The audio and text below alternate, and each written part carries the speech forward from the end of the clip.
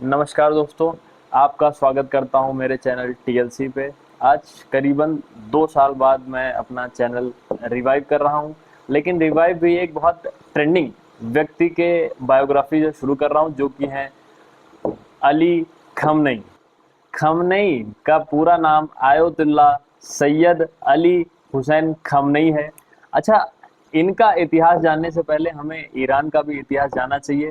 Iran को ऐतिहासिक दिनों में फारस कहा जाता था।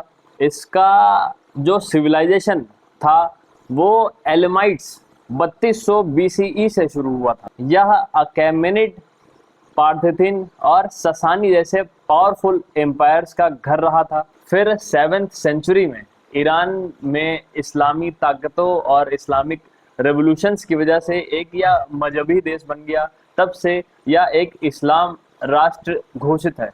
सन 1921 में मोहम्मद रेजा खान, जो कि एक आर्मी अफसर थे, उन्होंने ईरान पर अपनी हुकूमत दर्ज करी और पहलवी डायनेस्टी का स्थापन किया।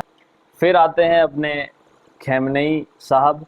इन्होंने सन 1979 में मोहम्मद रेजा खान और पहलवी डायनेस्टी को निस्तो नाबूद कर दिया। उनके जो इतने वर्षों की सत्ता चली आ रही थी उसको उखाड़ फेंका एक इस्लामिक रेवोल्यूशन लाकर, और इस्लामिक रिपब्लिक ऑफ ईरान का निर्माण किया। इतना सब इंटरेस्टिंग जानने के बाद फिर खैमनई की खुद की बायोग्राफी भी इंटरेस्टिंग लगती है।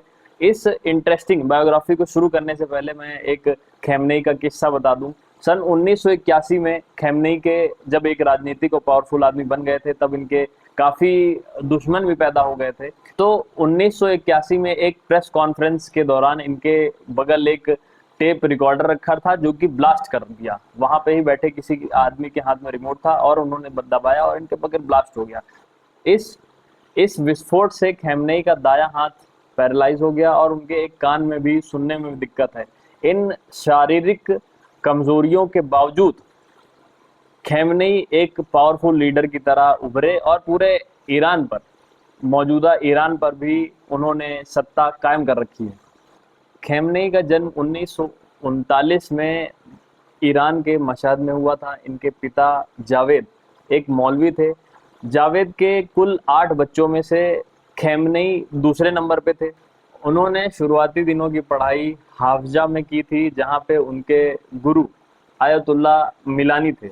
फिर कुछ दिन तक नजफ में उन्होंने पढ़ाई की, लेकिन फिर मशहद उनको वापस आना पड़ा उनके पिताजी की तबीयत अस्वस्थ हो जाने के कारण।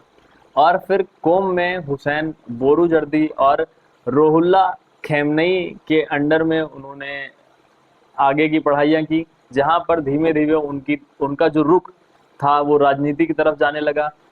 खैमनई अपने राजनीतिक जीवन में करीबन 6 बार जेल में रहे और मोहम्मद रेजा ने इनको 3 साल का देश निकाला भी दिया था।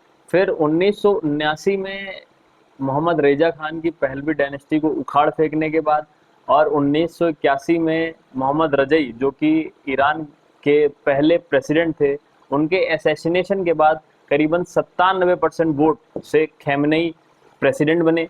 अब बात वहीं आ जाती है ना कि once a dictator always a dictator. 1981 में प्रेसिडेंट बनने के बाद फिर दोबारा इलेक्शन हुए, उसमें प्रेसिडेंट होने के बाद भी खैमनई संतुष्ट नहीं थे।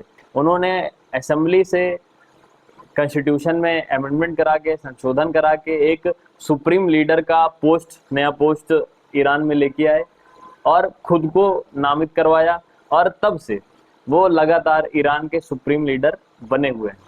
तो दोस्तों, ये थी खैमनई की ज़िंदगी की कहानी। अब मैं ऐसे ही वीडियोस आगे बनाता रहूं, इसके लिए आपको लाइक, कमेंट और मेरे चैनल को सपोर्ट करना पड़ेगा। धन्यवाद।